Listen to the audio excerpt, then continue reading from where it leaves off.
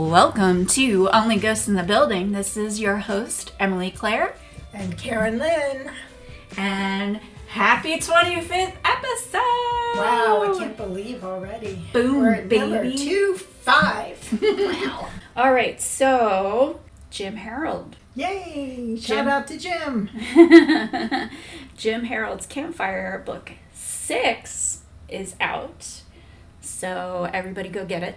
I got it off of Kindle. I didn't find it on Audible, but that's fine because I can listen to Jim all the time with all the different podcasts he has. He's got such a great voice. I know. He has such a great voice. I really love listening to his voice. Yeah, he's definitely got the announcer voice down. But I wonder, is that what he really sounds like? Like, if you're just, like, talking to him about bacon and eggs, like, in the morning. Like, do you want your coffee? Yes. If I were married to him, I would make him talk like that all the time. I would be like, okay, when you leave this house, you have to talk in a bad voice, because I don't want women, being attracted to your voice. Dar, what do you think? Chime in on that one. Dar's his wife. But I think she has a cute voice too. You haven't heard her. I haven't heard her. Yeah, they have podcasts together too. Oh, do they? Yeah. What's that about? They have a couple, or at least two. There was one. It was love stories, like true love stories and stuff. Oh, yeah. How cute. Yeah, it's sweet. They've been married for a long time. Oh, that's nice. Yeah. Anyway. All right. Well, then I'm too old anyway, so it doesn't matter. And you're married. And I'm married. Also. So yeah, she likes your voice, Jim. Well, you're kind of cute too, but I really like your voice. Oh boy. Oh boy. Okay, now really get down to this. I gotta get the giggles out because I'm so funny. Okay. Seriously though, there is a ton of stories in this book, and I got a couple of small ones. And this one is number 5 in the book, and it is called The Mysterious Mrs. Raspberry. Raspberry? Uh-huh. Raspberry? Raspberry. Like Raspberry. No, raspberries. Like like giving somebody a raspberry? Wish this was a video podcast for that one. Giving you the raspberry. Spit everywhere. Just down my chin. Yes, Mrs. Raspberry. But, it's spelled raspberry. Yes. Well, raspberry is spelled. Yes. Silent P. Silent P. Which is something you want when you go into a public toilet. Oh my God, Mom. The P is silent. Oh man, we are way off track. Yeah, we're well, I'm sorry that wild. 3 stories took it out of me. Yeah. So Now you have to be goofy. now I have to be goofy. All right, we're going. The Mysterious Mrs. Raspberry. It was the early 1980s, and we lived in a smallish town in Idaho. In the summertime, you'd get up in the morning and say goodbye to your mom and be gone until dinner time. Wait a minute. Summertime in Idaho is July, right? Yeah, basically, I think. Because there's I think only it's one. Mostly Yeah, cold it's other cold times. and cold and cold, and then there's like one hot. colder and coldest. Yeah. And then July. Yeah, but apparently they grow raspberries. Well, yeah, it's kind of a cold weather crop. It likes cooler weather. Okay. So Oh, is that why blueberries grow in Maine? yeah, berries. Like Berries cooler are weather. cooler. That's why you get berries usually in the spring around here. Oh, the more you know. And also, I had a little joke about this because you're gone until dinner time. That is a Gen X thing. That's what we did. No cell phones. Mom had no idea where we were. I didn't do Yours because too. That's what I did all summer long. Is Yeah. we were gone all day, Yeah. and it was just like out in the woods, climbing trees, picking berries, getting chiggers. Did you get chiggers? I don't think I ever got a chicker. No, that was in the weeds when you pick berries. They're little tiny mites Ugh. that burrow Under your skin. in your skin. And That's disgusting. to treat them, you put cornstarch. Oh. That smothers them. Oh. But Like lice when you put mayonnaise in your hair? I've never had lice where you put mayonnaise in your hair. That was an episode of The Office. Well, then I wouldn't know that because I don't watch The Office. It was a really funny episode. They're all smothering each other in mayonnaise. It was good. Anyway. We digress. Oh, shout out to Office. Anyway, so gone until dinner time. One day, my friend Connie and I decided to walk down the decommissioned railroad tracks about a block from my house. They ran all the way down to the lake about 4 miles away. We packed a lunch and started walking all the way down the tracks. We were about 8 or 9 years old and ready for some adventure. Could you imagine that nowadays? No. The kids are not. What was the movie where the little 9. kids went to look for the dead Stand body? by Me? Yes. Yeah. And that's what kids did. They would be gone all day and you I didn't know. know what to do. They were gone all night too. Yeah. Yeah, well, that's because they told each other that they were staying at each other's houses. Yes. Yes. I'm sure that's never been done before. Yeah. And the Barforama, when the Will Wheaton told the story about the pie eating contest, and it was a Barforama. So funny. Oh, anyway. Gen X stories. This is 1980s. 1980s, Connie, 8 or 9 years girls? old. Two Two girls walking down Which the is railroad unusual. tracks. Right, yeah. 'Cause Yeah. you don't boys doing that, but But yeah, I mean, girls play with dolls, right? No. girls climb trees. Yes, yes. And they went and met Mrs. Raspberry. It was densely forested once we got about a mile from our house. We were walking and there was a big clearing. A couple of houses were there and there was a big raspberry thicket by one of them. A thicket. A lady was hanging her laundry up on the line. We stopped to talk to her. She was lovely and sweet. She asked us if we'd like some raspberries. Yes, ma'am, we like berries. Let's do this. So we took our shirts and made little baskets. You know how you hold them out and put things in them to hold? Put the berries in our shirt and kept on toward the lake. We made it and stayed most of the day. Finally, we decided to head back home and started walking back in the same direction. We completely retraced our steps from earlier in the day, which you're on train tracks. Train tracks don't move. So I guess, yeah, one way in, one way out. yeah.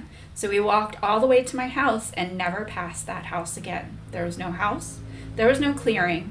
There was nothing. Just railroad tracks. They only go one way. It's not like we took a wrong turn. We knew that we met the kind lady with the berries. It was not our imagination because we have raspberry stains all over our shirts to prove it. The woman was a substantial older lady, and gals of a certain age often wore a snap-up house dress back in the day. Mommy moo-moos. Yep. Yeah. We also wear them now. House dresses. Yeah. She was wearing one of those. It would be odd to us now, not to me, but it was common back then. She was a substantial, kind lady. Now, when I was first reading that, I was like, substantial? Are you saying that she's fat? But I think that was, she was solid. There was no mist about her. She was a solid, real person That's that they cute. talked to. And going back on the house dress Uh-huh. stand, that was something that was common in the 50s. Yeah. I mean, wearing house dresses. Yeah. And 60s.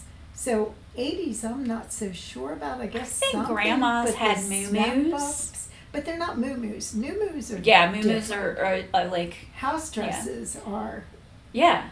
They're, they usually have pockets, Pockets. and Yeah. they're different colors, and yeah, and they're all hand sewn. they're usually snap up. Or, Yeah. Yeah. But maybe in the 80s, you would have seen someone, your granny Or that's older, maybe still wearing so, those. Or if it was not somebody so substantial, could have been from the earlier era. Substantial. kind lady. There wasn't anything strange about the interaction. She was friendly, the way people are to little kids. Not necessarily true these days. Yes. I had an opportunity about a year ago to talk to my friend who was with me that day, and she remembers the event exactly as I do. We're both still scratching our heads. Jim Harold is known for his head scratchers. Not too long afterward, I talked to my grandma, who believed in all things strange and weird about what happened. She said there had been houses in that area before the railroad tracks were built. That would have put it around the 1920s or so. Wow. I've walked those railroad tracks since, thinking, well, maybe, but nothing like that has ever happened. Jennifer in Idaho. Cool. Head scratchers. So that was like a time slip. Yep. They were back in time. I wonder if that nice old lady, Miss Raspberry, was like, what the heck kind of shorts and tank tops are y'all wearing? Cover yourself. The 80s were weird clothes, man. I remember those shorts and the knee socks. And the knee socks, the white ones with the stripes on. Yes, the athletic socks. The basketball guys used to wear them. Yeah, so I thought that was an interesting story, and I like it because it's not necessarily a ghost story. It was a time slip. Yes. Or an alternate dimensional slip. Could be. Yeah, I love that. I love that. So the next one we have is number 8 in the book, Ghost of the Grapevine Express. Number 8? What's grapevine? What's this with fruit? I think I might have been hungry when I was reading this. Grapevine Express. Grapes and raspberries. Heard it through the grapevine. I had a couple of visiting friends who wanted to tour the wine country here in California. So we rented a house on Morro Bay. One friend in particular was a total wine nerd. I love where this is going. He built us a little itinerary because I love Northern California and all the wine country. It's so gorgeous there. And also have worked up there, listing all the wineries we had to visit. Now I'm allergic to wine, that sucks. So I am the perfect designated driver. We were bopping around through this beautiful countryside and going from winery to winery. It was kind of boring for me. That's a shame because I don't drink wine, but I was happy to do it for them. But I think it's so pretty out there. Like, just don't be bored. Yeah, really. Like, it's so pretty. Like, it's so pretty. What year was this? I don't think it says. Doesn't say what year it was. Because they had the fires out there when you were... No, this I think would have been after the fires. Sonoma and Napa Valley. Yeah. And that was after I was we there. drove through there and it was dry during that period of time, but it was still pretty. Oh yeah. I mean they that's the fight with the water out there is all the vineyards need to water their grapes. Right. So yeah, and one of the best times that I had was when we worked for a day sorting grapes at a friend's vineyard. Did you have to mash them with your feet too? No, we did not. Mm-hmm. It was sorting them. Lucy and Ethel? And I will never do it again. Because? There were the most amount of spiders and earwigs that I have ever seen in my life. Right, they do. And they crawl all over you and they bite you. I got bit. I got stung. Ew. Like the little pinchy butts. Just, no. And they're wolf spiders, but they're baby wolf spiders. So they're like... Yeah, no, we could keep that job. Yeah, no, it was terrible. But at the end of the day, those guys took us out to the wine bar, and we got to drink all their wines. Yay! Yeah, we got to So how do they get rid of the bugs before they? They don't process. So your wine has bugs. Bugs. You're eating bugs, drinking bugs. They're delicious though. Squished wolf spiders. Oh yeah. They're all in there. And spider webs too, right? I don't they have little spider webs? No. but there was So definitely... do the wolf spiders eat the earwigs? Is that why the wolf spiders... No, the wolf are? spiders weren't big enough for them. They were babies. But that means there were big wolf spiders. Somewhere, just not on the grapes that we were sorting. They were probably in the ground. Yeah.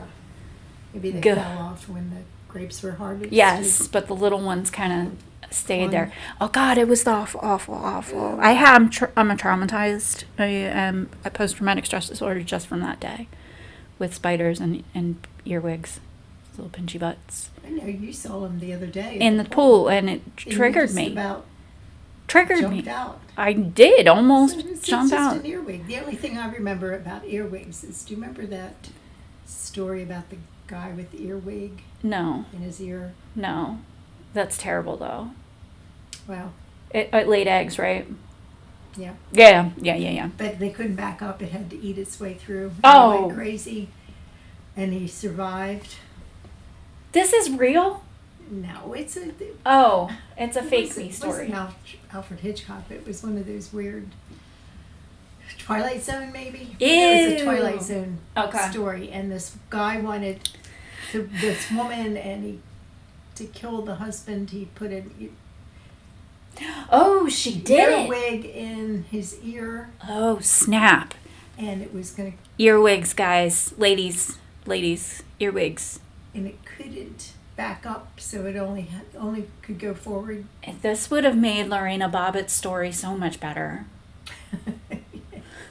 She should have just loaded him up with earwigs. Yes. Then he wouldn't have survived for the rest of his awful story because he was a POS. Yes. That guy was awful. He was. And he had a career after that. It was disgusting, man.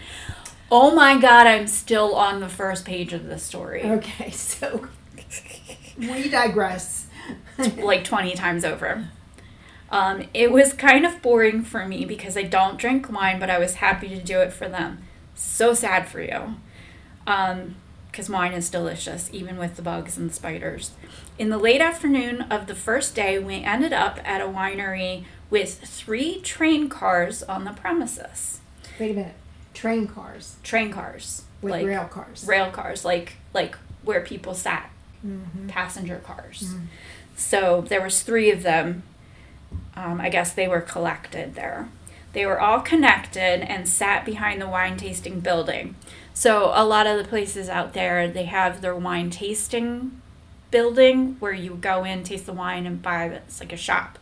And they had, the sommeliers there that were giving But you you can the also tasting. tour, right? And then there's the vineyard, which has, their big gallon, or not gallon, The big vats. big vats and stuff, and then all the equipment. So there's different places, and not every vineyard has a wine tasting place. That's what I learned in California. And not each wine tasting place gives tours in the vineyard. Right. Right. Right. Yeah. So it's kind of what they want to do. I don't know if you could go up to Francis Ford Coppola's, which I drove past, Coppola's vineyard and be like, hey, I'm here. Some of that wine. Yeah. Because I don't know. But I don't know. They might have a wine tasting place somewhere. Some places have food. I don't know. I didn't really do that because I was always the driver out there. We went to a wine tasting place in Colorado, in that little town where we had the mineral water. Oh, yes. Ugh. Not Colorado Springs. Manitou Springs. Manitou Springs. Yeah. That place is super cute. Yeah, that was. But nice. that wasn't a vineyard. That was just a wine place. Yeah, that was just, you could go in and taste the wines they had for sale. Yeah. We like wine. I drank wine last I'm night. not sure I do anymore. I'm thinking about those spiders. Well, definitely don't eat any wheat products. Oh, I know. Because everything, all the grains Have bugs in them. have bugs in them. And then some have rat feces. And worse. Yeah. So, if people are processing your things, you don't ever 100% know what you're getting Well, I think it's in it. the FDA allows a certain Certain amount. percentage of Yeah. alternate materials. Different proteins. So if you ever said you didn't eat a bug, yes, you have. Have you eaten a bowl of Cheerios? Yes, you have. All right. So anyway, the rail cars. Jesus. We really get off the rails. Well, and there's a lot I have to say about this because I have also experienced, the California stuff. All right, so anyway, now the motorcycle. They were all connected and sat behind the wine tasting building. I thought, cool, something for me to do. I really like trains, big engines and stuff like that. Are you autistic? Because that is an autism thing. As we pull up, I said, I wonder if we're allowed to go in them. Sure enough, we got out and a sign said, proceed at your own risk.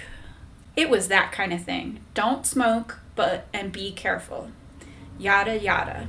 But we can go in, so I was happy about that. One friend went off on their own to use the facilities. We'll call him Mr. Sensitive for reasons that will become apparent. The other guy jumped in front of me and got on the train car first, and I was right behind him. Is this a guy or a woman? Sandy. This is Sandy. Is that a woman? It's a woman. Okay, because guys are named Sandy as well. Yeah. Well, so I that assumed it was a woman, a but 70s thing. Yeah. I don't think there's guys named Sandy anymore. I don't know. Anyway, yes. So Sandy is the woman who doesn't drink wine. Sad for her. So it's a woman. Okay. Yes. But and then there's two men. Men. Okay. And one is Mr. Sensitive. Okay. And he is in the bathroom. Right behind him. There was this poor little bird trapped inside. It was frantically trying to get out. My friend was a bird lover, and he gently escorted the bird out. I jumped outside because I didn't want any birds flying around me. I think... Whoa!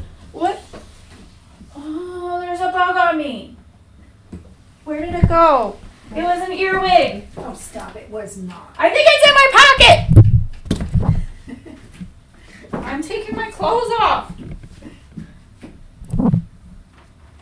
Where the heck did it go?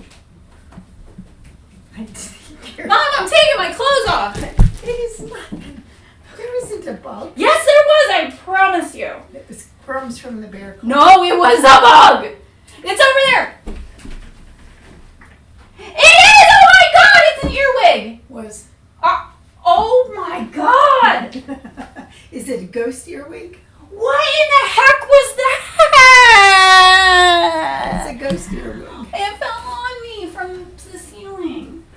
Now that I started taking my outfit off, or their pinchers. God, I will die. Yes, look, see the pinchers? Oh my God, shut up! I'm going to go to the bathroom.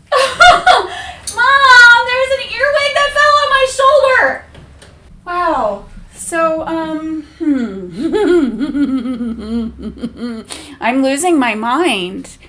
I'm not joking, guys. I'm sitting here reading and I'm looking down at my iPad and this thing falls on my shoulder. Now I feel like there's bugs in my clothes. I don't like it. This place that we're recording has these like canvas type things on the wall, and it's supposed to buffer the sound, which doesn't do a very great job, as you can tell by when you hear this episode. But I'm sitting under one, and an earwig fell out off of the ceiling onto my shoulder. I'm traumatized. What happened? Is this a ghost? Is it a ghost? What happened? How are there earwigs? And me just talking about earwigs, and now one fell on me. How is this reality? How is this real life? You need to tell me. Okay, I'm good. Regroup. All right. Well. It's so hard. I'm just But really, how did they? I've never seen an earwig. And it had to have been. I mean, I've seen stink bugs, but Never earwigs. And why just on you? Why did it fall onto me when I'm basically talking about earwigs and being traumatized by earwigs? You almost peed your pants.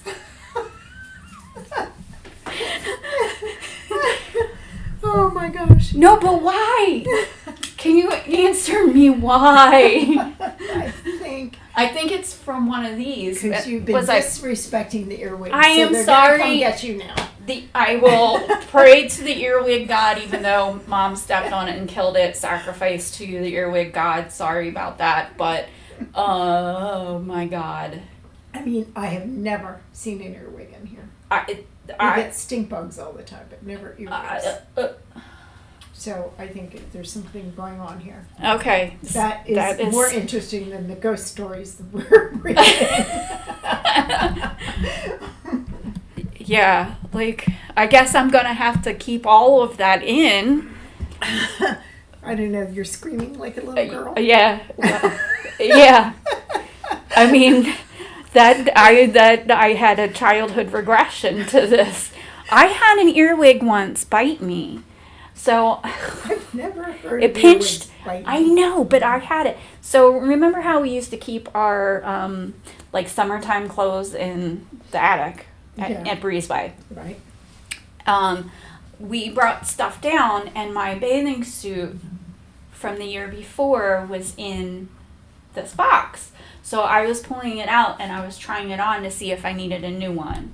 And I don't know if anybody was home that day, but I got pinched by an earwig. You saw the earwig? Yes.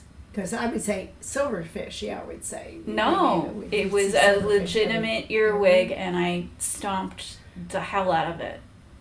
And then I also had this spider bite me on my tongue. I know. You're so weird. I didn't realize you were this weird. I really didn't. I mean, I knew you were weird, but... I have had some very... okay, so remember when we used to cut flowers from the garden at Breezeway and we'd put them on the table? Well, I made chocolate milk and I put it on the table, but I put it back where the flowers were. So a spider must have fallen into my milk from one of the flowers from the garden. I took a sip of it, and it was chocolate milk. I remember this. It's so vivid in my memory that something bit the tip of my tongue. I'm getting like chills thinking about this. Something bit it, and I spit all over the floor. I was like, and then I saw the spider going. And you probably left it there. No, I cleaned it up. But it was like with this wiggly legs, and I just stomped the hell out of that one too, because I'm like, you bite me on my tongue, gross, and my tongue swelled up. So this is what happens when you leave me alone in the house by myself. So I just looked up earwig bite. In your ear, symptoms, images. Okay, are capable of climbing in your ear. Yes. However, the myth that they can either live there or feed on your brain is unfounded. Okay, well, good. And I'm also glad that I'm wearing headphones. Earwigs don't feed on the human brain or lay eggs in your ear. Okay, good to know. But they definitely have pinchers that pinch. Pinchers are used for self-defense and to help catch their prey. They look like forceps. Yes. They live in dark, moist environments, so they like to live in or near homes. Yes. They're more likely to venture inside your house in cold months. They feed on plants of all kinds. So why would they be in maybe here? It's too hot. No plants, and it's maybe it's too hot. An important thing to note about earwigs is that while they technically can bite, they rarely do. So? Instead, an earwig is more likely to pinch your skin and hold tight. In some cases, the pinch might even be hard enough to break your skin or draw blood. See? However, it's not as likely for an earwig to draw blood as it is for simply a pinch and leave a swollen red mark at the site. Yes, I had a swollen red mark at that site. In my bikini area. Ooh. Yeah. Now you guys are finding a lot about me. A lot about me. I've had a wild life. So you had an earwig bite you in the bikini area. Yes. And a spider bite my tongue. And I don't like the way those little legs crawl Well, they're bugs. I don't know. It's gross. But I think they're beneficial bugs. They're not like out to get humans. No, but if you put on a bathing suit that they're hiding in. No, I'm not hanging around you when there's what bugs. The hell? Is there like a nest maybe up in there? There's the attic. I don't know that there would be a nest of earwigs. Do they even nest? I don't know. Do they even nest? I don't know. Outside under a rock somewhere, which is usually where you see I them. know, right? So why the hell is it dropping off the ceiling onto my shoulder? Because you were disrespecting them. Oh my God. Earwig gods decided that it needs to drop one on you. And I'm just... And why on you? Why not on me? Right, because I am traumatized and it needed to You need a glass reopen of that wine. wound. Yes. So I absolutely 100% need a glass of wine. Is there beer in the fridge down there? No, you'd be drinking earwigs. Ew. Yeah, no, that's fine. See, there's a stink bug over there. I see the stink bug. No, that was 100%. It was an earwig. Oh my God, I don't like this. Okay, here we go. Maybe they come after the stink bugs. I literally almost took my clothes off in this office. I know. I was laughing so hard. Run to the bathroom. I literally was unhooking my overalls. Oh my God. Okay, here we go. Back. I think they don't want me telling this story. Okay, so proceed at your own risk. Blah blah blah. I even flipped the page on accident. The guys in the facilities, just so you guys remember, Mr. Sensitive is in the bathroom, and then they go on, and there's a bird in the first train car. So the friend jumped out, the person jumped out, and then the friend, whom we will call Mr. Birdman, got back on the train. By the time he got the bird out and I got back in the first car, he was already going into the second one. So they went in. So Sandy went in with this guy. Birdman and Sandy went the in. Sensitive guys in the bathroom. Yes. So and then there was a bird in there. So she was like, so she bye. And then he coaxed the bird out. And so they re-entered the train, but he was in front. He was already in the second car. Already going into the second one. I was taking my time and checking things out. I got 3/4 of the way through the first car and suddenly the air changed. It got really heavy and oppressive, and it felt like I walked into a sauna. It was a feeling of compression and strangeness. Hot, sticky, static air. I know that feeling. I know what that's like. I figured it was just the dirty air in the car just getting to me. Dirty air in the car just getting to me. I couldn't figure out, man, this is going to be so much editing. All the screaming. All the screaming.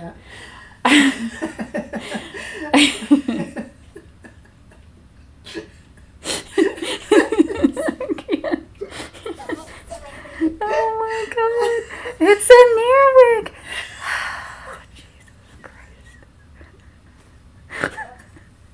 I wonder if they heard it downstairs. Oh. I'm gonna cry, laughing so hard, and also trauma. Okay, strained air. Took another step, and it got more intense. I am doing such a bad job telling this story after this. I took another step and it got more intense. The next part is so hard to explain, and this is something that psychics must go through when they can never really explain their experiences to non-psychics. I didn't hear it audibly. I felt somebody directing an intention at me. The intention said, "Get out." I thought, did I really just hear that? Am I just imagining it?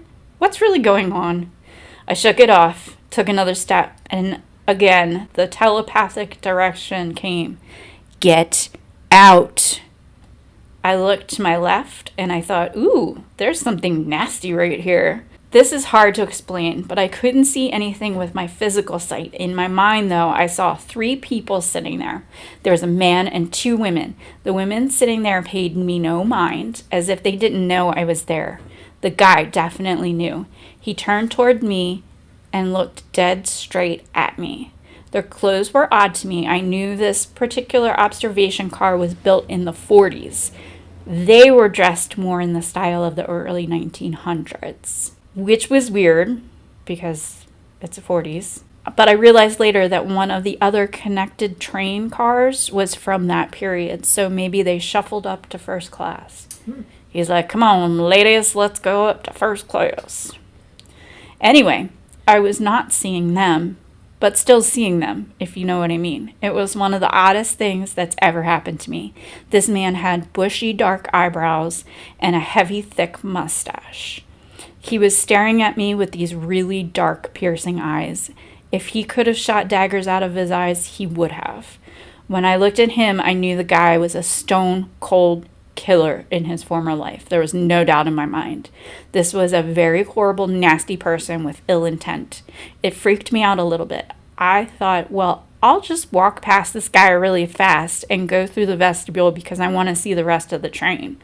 I took another step forward. The nasty man said, just go. I wondered if he was reading my mind, so I backed off and I said, I apologize. Sorry for the intrusion. I did not mean to interrupt. I mean, that's a lot nicer than I would be.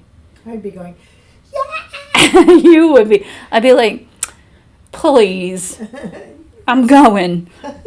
Running. I'd be running fast. So, see ya. I started backing up slowly because for some weird reason I just didn't feel safe exposing my back to the ghost or whatever it was. It was just instinct. I kept stepping back until I was out of that oppressive air, and as soon as I was out of it, I spun around and exited that train car as fast as possible. I got about 10 feet away and started jumping down like I was doing jumping jacks because I was trying to shake this spirit off me in case he was tagging along. I didn't want him to come home with me or anything. Now, feeling a little more safe outside the car and away from the creepy ghost, I was waiting for my 2 friends. The one who had gone to use the facilities, Mr. Sensitive, came back out and referring to the train asked me, well, how was it? I told him it was interesting, but he's like me. He sees things and has experiences, thus the nickname. I didn't want to say anything to him because I wanted to see if he would pick up on the weird energy in the train without me mentioning it. Mr. Sensitive went up the steps into the car, and I watched him walk through the train car. I saw him stop precisely where I did. I thought, uh-oh. Sure enough, he stood there for about 2 seconds. He turned, ran out of that car, jumped off, and ran up to me. He said, did you feel that? At this point, I started laughing. I said, yeah, fun, wasn't it? He said, oh my God, I couldn't even go past it. We agreed that whatever in there was a nasty fellow. We had similar experiences. We decided to wait for our friend, Mr. Birdman. We decided we couldn't say anything to him about our experiences because we wanted to see if he, too, felt anything strange. We just asked him, how did you like it? He said, oh, it was nice. I don't know if he was too occupied with saving the bird or wasn't sensitive enough to experience our little train friend. The boys wanted to do the wine tasting, so we went into the tasting room. I went to the ladies' room and checked out the place, the history, the souvenirs, stuff like that, since I wasn't drinking. They finished up, made their purchases, and we left. As we pulled onto the road, Mr. Sensitive and I started talking about how the man in the train car was pretty freaky. Mr. Birdman said, what was that all about the ghost on the train? Mr. Sensitive said, Sandy, didn't you hear what the guy who served us wine said? No, because I was out walking around. They had asked the server if anybody had ever said anything unusual about the train. The server said, yeah, a couple of people have said that first car is haunted. Sandy in California. So, yeah. But they didn't tell him beforehand. No. They went in blind. Well, I guess maybe that was like, go in at your own risk. Right. And it was like, we're not telling you, but we're telling you. There's a dude there and he sucks. And also birds. Also, so that was from Jim Harold's Campfire Tales book 6. Mm-hmm. Both of those were. This story I'm taking from Real Haunted Hospitals and Mental Asylums by Zachary Knowles. I am not sure when he wrote this. I'm not sure the date. I know that Jim Harold's book just came out, but I don't know what year those were. I mean, I guess we knew in the 80s when she was 8 or 9, but the other one I had no idea. I don't know if there's any updates to this that we need to know, but we're going for it. It's about our favorite place that we haven't been to yet, and you're not ever going, but I'm going to. Trans-Allegheny Lunatic Asylum. So wait a minute. Who's the author? Zachary Knowles. And is this his personal experience, or does he collect? This is a collection of books. Okay. Of stories, okay, of haunted places. Well, this one's Haunted Hospitals and Mental Asylums. He has other books as well. Oh, does he? Okay. Yeah. Though this is the first, I don't know him. Like Jim Harold I know, but I don't know him. Okay. So this was just, I saw that it was, I was hoping there was a Pennhurst one, but Trans-Allegheny Lunatic Asylum though. And we've been kind of dancing around this subject for a while, but we haven't gone into it. So this will give you a little bit of the background. The town of Weston, West Virginia began construction on an insane asylum in 1858. The project, powered by prison labor, was an unprecedented undertaking. It took a long time. Construction had to halt for the Civil War and resumed again in 1862. The hospital... So wait a second. It's a prison? No, it's prison an labor. Asylum. Built by prisoners. The hospital was built on 666 acres of land, as it was wait a minute. Yes. 666? I definitely just said that. Wow. Yeah. No, I don't think that was... Why it was... the sign of the beast, I don't know. I don't even know when 666 became the sign of the beast. I don't know when that became a thing. Anyway, 666 acres of land. As it was common knowledge at the time, this is not actually common knowledge. I mean, maybe they thought it was, but no. At the time, that pollutants of the cities were a main cause of insanity. No. Pollutants? Yeah, of cities in 1858. That same period of time is when Pennhurst was built, right? Yeah, I think so. Well, no, 1900s. Yeah, this is 1858. It was built 1862. 1862. So Civil War. So because they had to halt it because the war happened. Because of the war. Yeah. So pollutants in cities for the main cause of insanity? No. Well, lead might be. Well, that I was thinking lead. Yeah, lead poisoning. Lead pipes and things. Right. But I don't think that's pollutants of the city. I think lead was in everything. You could be in the rural country and you still have a lead. I think it's weird. I think that was a weird phrase, but this is what they said. And fresh air and open spaces would be the most advanced treatment offered to the mentally ill. No. The best thing to do is to give them medication and treatments. This was Yeah. They don't know what they're talking about. That's fine. The goal for Trans-Allegheny Lunatic Asylum was self-sufficiency, complete with a farm, dairy, waterworks, and cemetery.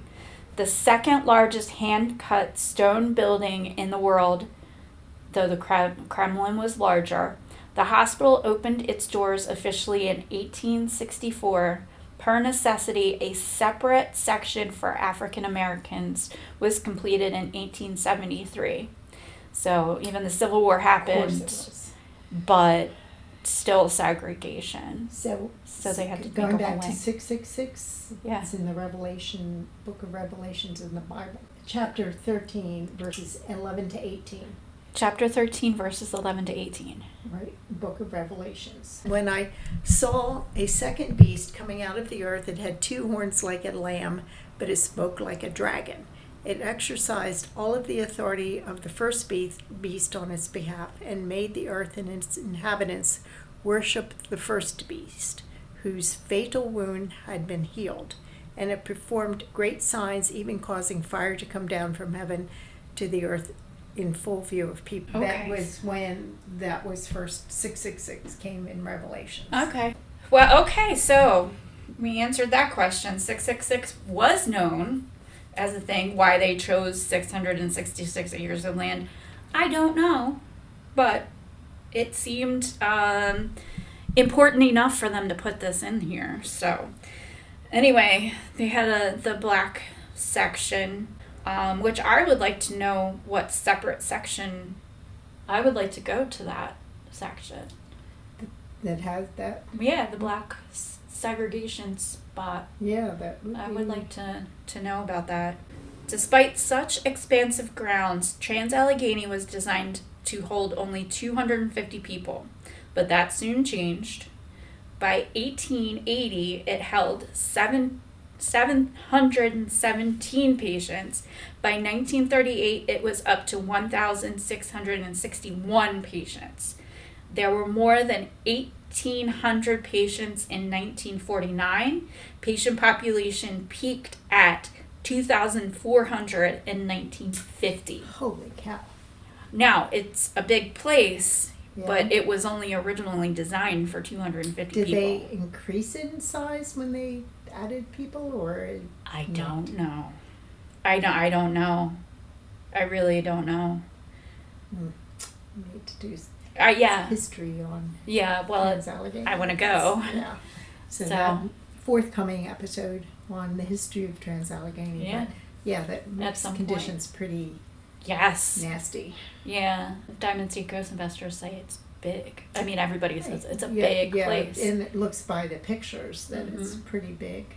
But then so was Penhurst. Mhm. They had a lot of buildings, and it Yes. was way too overcrowded Yes. for the number of People. residents Mhm. they had stuffed in there. Yeah. That's So sad. my question is, why were there so many people that needed those types of facilities? It's crazy, isn't it? Well, so here's the thing, what they're saying is, according to a 1938 report by medical organizations, the hospital was home to epileptics, alcoholics, drug addicts, and non-educable mental defectives. and wives who didn't obey their husbands. Yes. Maybe they forgot to mention, or maybe it was in later years, that the hospital also housed children with Down syndrome, diabetes, disabled veterans with nowhere else to go, people with syphilis before the advent of penicillin, and one couple with AIDS who had their own personal apartment. So it was just, is there something wrong with you? Bye. Go to Trans-Allegheny. See you later. Not talking to you again.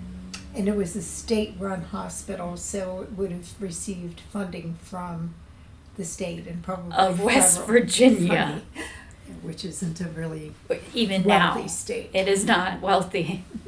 Lots of hollers. As it turns out, fresh air and distance from the hustle and bustle of the cities were likely the kindest treatments offered at the hospital.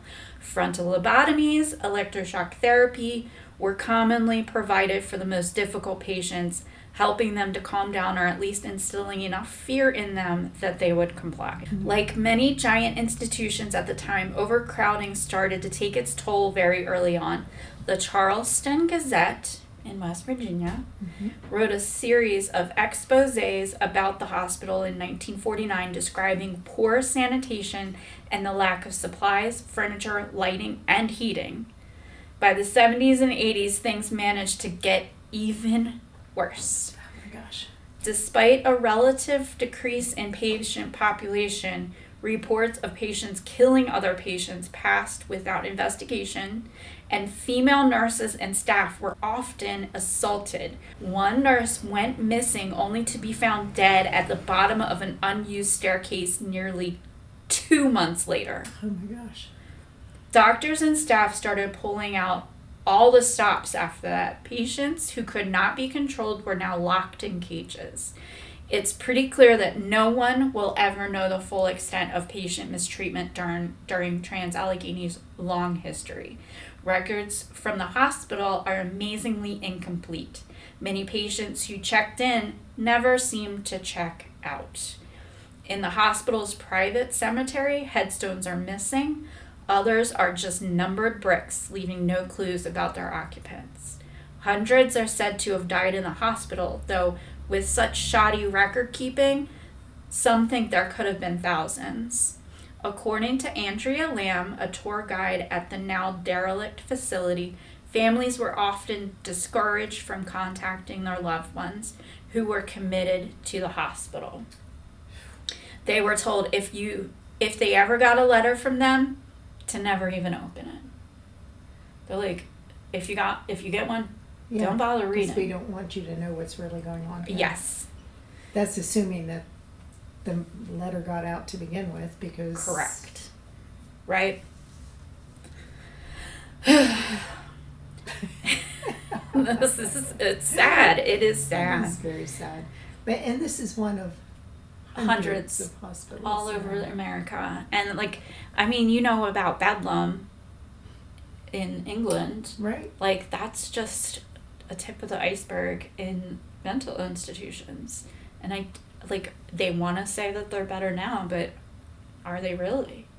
I mean, I guess we're not freely giving lobotomies, but it's tough. There's different types of drugs now that is used, which has the same effect. And is that right? Right. You know, it's easy to label people, put them away, forget about them. Right. Allow them to assault each other and correct. Be assaulted. Yeah. I mean, I'm sure that still happens in some places. And I know for a fact it happens nowadays with children. I mean, you hear stories all the time of autistic kids getting beat by teachers or assaulted.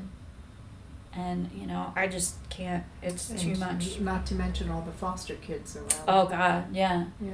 And it's like, the last thing you really want to do is put kids in foster care because you never know what's going to happen. Like, it has to be really bad for that to go. And it's like, you never know. Like, is it the judges have to really figure out, like, is it going to be worse here or worse here? Like, can you imagine that being your life? So, recently, within the last few years, there was an expose about a boys' school in Pennsylvania that juvenile delinquents would get sent to by judges who got kickbacks. Yes. So it goes on. Yeah. It will still go on because as long as people can abuse each other. Yeah. Mm-hmm. Years of newspaper reports tell of Weston residents complaining about hearing patients' screams from outside of the 666-acre premises. City officials finally decided it was time to build a new psychiatric facility in the late 80s and made plans to turn Trans-Allegheny into a small prison. In the end, the hospital closed in 1994 because of concerns about patient treatment, never to open again. Unfortunately, many of the patients who had spent most of their lives at Trans-Allegheny were moved to other facilities only to suffer worse mental illness or die mysteriously shortly after. Despite being made a National Historic Landmark, while still in operation, attempts to repurpose the building as a Civil War museum were short-lived because of fire code violations. The mental asylum sat more or less empty for 10 years until the state auctioned it off to Joe Jordan, a private entrepreneur, in 2007. So this is I still have more, but that's 2007 is the last update that they have here. Okay. So after millions of dollars of renovations and asbestos removal, Jordan and his family repurposed the building for concerts, events, and haunted hospital tours. They offer paranormal tours 6 days a week, an increasingly popular attraction since the building was featured on several ghost hunting shows. While many owners of old buildings repurposed as haunted houses have to make some effort to promote the idea that the building is haunted, Trans-Allegheny's dark history does it all by itself. Rebecca Jordan Gleason, the building manager, said, I don't want to believe in ghosts or the supernatural, but I've seen things here that are hard to explain by any other way. Most visitors never fail to experience some strange occurrence they can't explain. Battery drainage, cold spots, voices, strange figures on thermal cam. Many report hearing the sound of gurneys being pushed down the long hallways, screams coming from the electroshock area. Others insist they saw full-body apparitions of patients. So I hate this phrase. It was really annoying. Some ghosts still living in the hospital. No, some ghosts still residing in the hospital because they are not living. Still living in the hospital. Good point. Appear lighthearted, giggling, and laughing throughout the building. I mean, that sounds even creepier to have something giggling in a place that was torturous. Others offer clear and ominous warnings to get out. Visitors to the hospital sometimes feel ill after departing, overcome with the shakes or a lightheaded feeling. I thought the shakes was an interesting thing because that's what we got in the basement at Samuel Miller. The majority of ghost sightings throughout the hospital appear to be unique, which isn't surprising considering the vast number of people who lived, suffered, and died at Trans-Allegheny. There is, however, one boy in particular who is seen over and over again, standing immobile in the corner of one room. Ugh, that's like Blair Witch crap. The boys in the basement. I hate it. I hate it. I would not like to see that. Grant Wilson of TAPS, the Ghost Hunters show, claimed to see this boy as well, but he got more of a show than the others. He said the apparition put his hands over his head and looked like he was being sucked out of the room. What? Like, excuse me? Just right out of the room. Just like Casper. One other ghost, affectionately named Jacob, looks like a soldier and is often seen wandering around the Civil War wing. While freaky things regularly occur throughout the old hospital, everyone agrees that the 4th floor is the most haunted. Strange sounds, banging, voices, and whispered conversations can be heard on the usually empty floor. Ghosts up there like to keep visitors on their toes. Once, Gleason witnessed 40 open doors on the 4th floor hallway all slam at once. At the same time. Wow. One would be pretty scary, Gleason said. 40 all at once was terrifying. That's okay. Crazy. If that's true, I mean, I'm always skeptical about everything. Could you imagine that? 40. Just like, BAM! That was the end of that. But that's a little look into Trans-Allegheny from a ghost book that I saw. Hopefully currently. Hopefully. I'll have to look up. I was not prepared to do a whole deep dive yet. I just wanted to read that little thing because we keep talking about it, but never really went into all of it. So, yes, the thing that I heard about Trans-Allegheny is there's evil there because of the nature of, I guess, the facility versus Pennhurst. Being children that grew up at Pennhurst and, overcrowded and things like that, but not that much evil stuff. Where in Trans-Allegheny, I guess it was... I don't know. People with more nefarious backgrounds. I mean, they took it was a hospital. It was a lunatic asylum. So it doesn't say that there were like... Could be convicts that had... Maybe, but they had convicts over... They put convicts in Pennhurst too. So I don't know. But I'd like to look into it, obviously. I'd like to go there. That's a future episode. Yeah. We'll get more of a scoop. So, it's all of it's really interesting to me. And I want to know. But I don't think there's a lot of evil. I haven't come across anything evil yet. I'm putting that caveat out there because I'm not going to say it's not going to happen. But I don't know.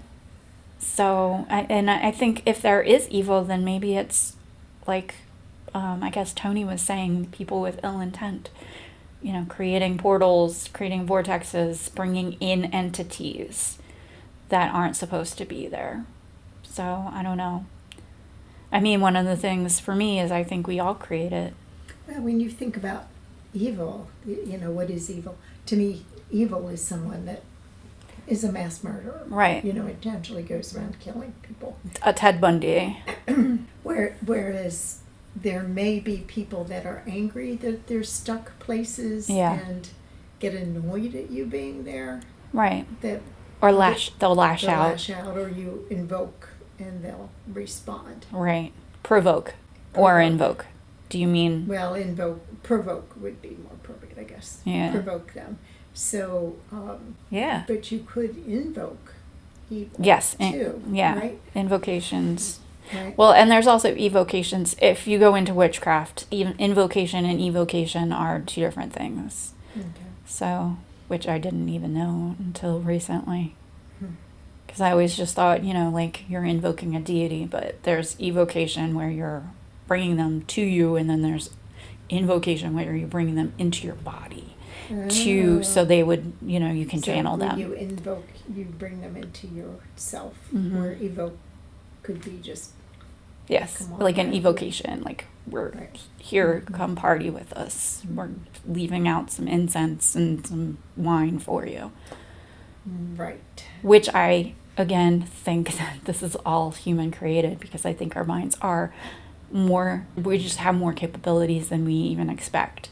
And I think a lot of demons are demons made from people's demons. When you have people with severe mental illnesses, with addictions, you're creating these alternate things, and you have a demon on your back. It's about duality. So you suppress your bad side and show only the good side, but the bad side doesn't go away. You still have the capability of doing horrible things if you, under the right circumstances. Or you feed into it. So angels, to protect us. So when you evoke angels, maybe it's an evocation. Bring it around. Evoke angels. Then you, or they're there. We don't even really think about it, but supposedly they're there all the time. So how does that feed into your protection when you go into places where there's spirits? And how do they interact? Right. I don't know. I've never had a conversation with an angel. Well, personally, I think when you go in to protect yourself, you say a prayer. It's about intention. It's about the intention of protecting yourself. It's about putting your energy wall up. You have your protection. That's why you think of the bright light, the white light surrounding you, so nothing can get through. That's your protection barrier. That's your energy field, creating that. That's what I think. I know that there's going to be a ton of people out there that disagree, but that's how I think. I think of prayers, and the more you say it, the more it builds up, like that energy surrounding you. So when you go through the whole rosary saying Mother Mary, protection, that whole, however 90 things, however many the beads are, when you do that over and over, it's just protecting you even more, because you're building up that layer of protection or whatever. It accumulates. It's a cumulative effect. Yeah. Rather than, and then how do you think the angels then also protect you, or is that different? It's your protection, and then there's an extra layer of protection. I don't know. No idea, because I don't. You don't know about deal with angels. Angels, for all we know, could be man created. We could have this thought process. Okay, there are angels out here, with human-like figures and big wings, and they're protecting you. And so you could be creating that entity, just like a tulpa or an egregore or things like that, like a jinn. It's created by a human. Like, that's my theory on all of this. Now, I think some people have their energy field, soul, as it were, has a strength And so that's why they're still here after their body shell has died. That's why ghosts still are here, is because we are still so strong. Our energy fields are so strong that we're still here. And I think that's why, we're getting deep. I think that's why when there's trauma, murders, things like traumatic times, or really joyous times, that's why those energies kind of stay in those times. You know, like Eddie 5 could be coming back as a little kid because he had a great time there. Right. And he loved hanging out with the dogs, and he had so much fun playing there. Or there could have been unfinished business. Or unfinished business where they can't let go and let their energy dissipate, or if there's another side, pass on to the other side. Don't know. This is all my theory and what I've seen so far. But and that's why places like Trans-Allegheny or Penhurst Asylum or hospitals, jails, graveyards. Well, I don't even know. Are graveyards that haunted? I don't know. And supposedly they can be. I mean, if you look at, this would be look at something like Gettysburg, which everyone claims is haunted. Drama. It's not necessarily a graveyard, right? But there was blood in the soil, right? Yes. Yeah, there was a lot of death and a lot of suffering. A lot of suffering. So that would make sense. Battlefields. The circling back to the airplane crash, that was so fast. They probably had no idea what happened. Really? They probably just gone. Well, and then now they're here. Struck by lightning. They would have had a period of time when they knew the plane was going to crash. Really? It wouldn't have just blown it up? Because I thought it hit the tank. I don't know. It went down. So does that mean that the whole plane didn't blow and then go down? I thought it hit this gas tank or something. Could be, but it would have not, it wouldn't have just blown up. Once, I'm guessing. Well, either way, you're still, and then all of a sudden you're dead, and then you're out in this field. Like, what the heck? Yeah, really. Like, what happened? I don't know what happened. And I've heard people say that when you die, you don't remember, like, what your death was. No, supposedly when you die, then you don't. People near-death experiences. Yeah. You know that your soul ejects before there's pain. Yeah. So you're there, you're looking down. Yeah. And you go through your process, different processes for different people. Correct. But very similar in nature. Right. But the question is, would you have then looking down known? But then why don't all ghosts know that they're dead? Because some don't. I don't know that they don't. Well, I think some don't. I think there's a lot of people that are like, do you know that you're dead? I think they don't realize. So one of the things, shout out Amy Bruni and Adam Berry on Kindred Spirits, there was this really great episode, and it's the train tracks episode. They're in this house, and I think it was Adam Berry's friend's house, but they're in this house and they're trying to figure out who this person is. And they finally figure out that it's this woman that got hit by a train. Her friends got hit by the train.